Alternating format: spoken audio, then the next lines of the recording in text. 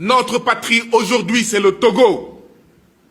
Parce que le Togo est flétri, parce que le Togo est écrasé, parce que le Togo est agressé, parce que le Togo est violenté, parce que le Togo est opprimé, parce que le Togo est bâillonné. Et ce sont nos frères, ce sont nos sœurs, ce sont nos voisins. Nous avons vu il y a quelques heures le communiqué de la commission de la CEDEAO. J'ai l'impression qu'au niveau de la commission de la CEDEAO, c'est le même communiqué. On ne fait que changer les dates et le nom du pays. Rien ne change. Quel que soit ce qui arrive dans le pays, c'est le même communiqué. On change la date et on change le nom. Quand j'ai été agressé, le Parlement de la CEDEAO, à travers son bureau, a fait un communiqué. Il y a plus de 7 morts au Togo. Le Parlement de la CEDEAO est silencieux. Est-ce que la vie d'un député de la CEDEAO vaut plus que celle de plus de 7 Togolais?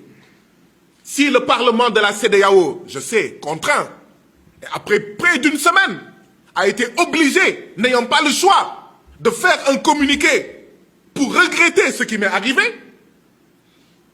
mais comment il peut y avoir au moins 7 morts au Togo et le Parlement de la CEDEAO se tait? Comment il peut y avoir plus de 7 morts au Togo et la commission de la CEDEAO ne dénonce pas, ne critique pas, n'exige pas?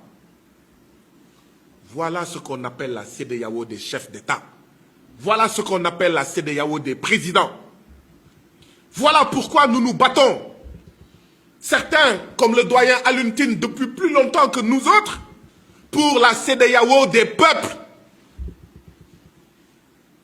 Parce que ce communiqué de la commission de la CEDEAO, ce n'est pas la CEDEAO des peuples. C'est une CEDEAO qui est complice d'un dictateur qui s'appelle Faure Gnassingbé. C'est une CEDEAO qui est complice du fait que chaque jour, on ramasse des corps dans la lagune au Togo, à Lomé. C'est tout simplement inacceptable. C'est tout simplement scandaleux. Oui, je dénonce bien entendu, après avoir dénoncé mon Parlement, le Parlement de la CEDEAO, je dénonce la commission de la CEDEAO. Je dénonce la conférence des chefs d'État de la CEDEAO, qui se tait. Quand il y a des coups d'État militaires, ils sont pressés de sortir des communiqués. Mais quand il y a des coups d'État institutionnels, des coups d'État constitutionnels, ils se taisent comme des eunuques. Ils se taisent. Ils sont dans le mutisme. On assassine des citoyens. Oui, nous avions raison de dire « Je suis George Floyd ».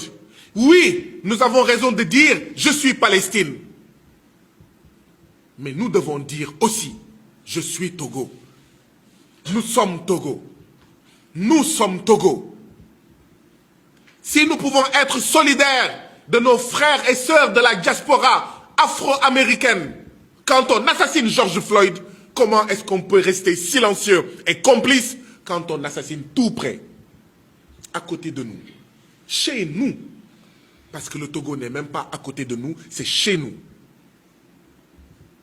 Même si, quand on dit « je suis Togolais », on vous bastonne avec des chaises. Parce que justement, on veut empêcher les Africains de dire « nous sommes Togolais ». Parce que dire « nous sommes Togolais », ça veut dire qu'on se préoccupe du sort de nos frères et sœurs du Togo. Et qu'on va dénoncer et lutter contre ce qui se passe au Togo.